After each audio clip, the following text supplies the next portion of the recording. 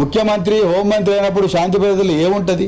ఆయన్నే సంపుతా, లాగుల్లో తొండలు ఇడుస్తారు, పేగులు మెడకేసుకుంటానే చావు భాష మాట్లాడుతున్న ఒక వ్యక్తి ఇవాళ ముఖ్యమంత్రి హోంమంత్రి అయినప్పుడు ఏముంటుంది? ఆయన ప్రతీకారోచితం రగిలిపోతూ ఉన్నాడు. ప్రతీకారం నేరం. నిజంగా నేను పోలీస్ డిపార్ట్మెంట్ ఒక్కటే ప్రశ్న అడుగుతున్నా. పోలీసు వ్యవస్థ అనేది సృష్టించబడ్డది బలహీనులను, ఏమాత్రం సహారా లేని వ్యక్తులను వాళ్ళను కాపాడమని మరి పోలీసు వ్యవస్థ సృష్టించబడ్డది. ఇలా అధికారంలో ఉన్న వ్యక్తులు దౌర్జన్యాలు చేస్తుంటే ప్రతిపక్షాలను రక్షించాల్సిన బాధ్యత పోలీసు వ్యవస్థ మీద ఉంది. కానీ ప్రతిపక్షాల మీద అక్రమ కేసులు పెట్టి ప్రతిపక్షాల మీద దాడులు జరుగుతూ ఉంటే మీరు కేసులు పెట్టకుండా దాడులు చేసిన అధికార పక్షాన్ని మీరు కాపాడుకుంటూ వస్తూ ఉంటే, సహిస్తూ వస్తూ ఉంటే ఇంకెక్కడ పోలీసుకు ఉంటుంది? ఇంకెక్కడ శాంతి భద్రతలు ఉన్నాయి? ఇంకెక్కడ రాజ్యాంగం ఉన్నది? ఇంకెక్కడ ఫండమెంటల్ రైట్స్ ఉన్నాయి? ప్రాథమిక హక్కులు ఉన్నాయి? అవన్నీ కథం అయిపోయినాయి.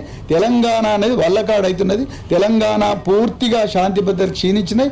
రేవంత్ రెడ్డి గద్దె దిగితే తప్ప మళ్ళీ తెలంగాణలో శాంతి అనేది రాదు అని నేను అనుకుంటున్నాను. Thank you very much.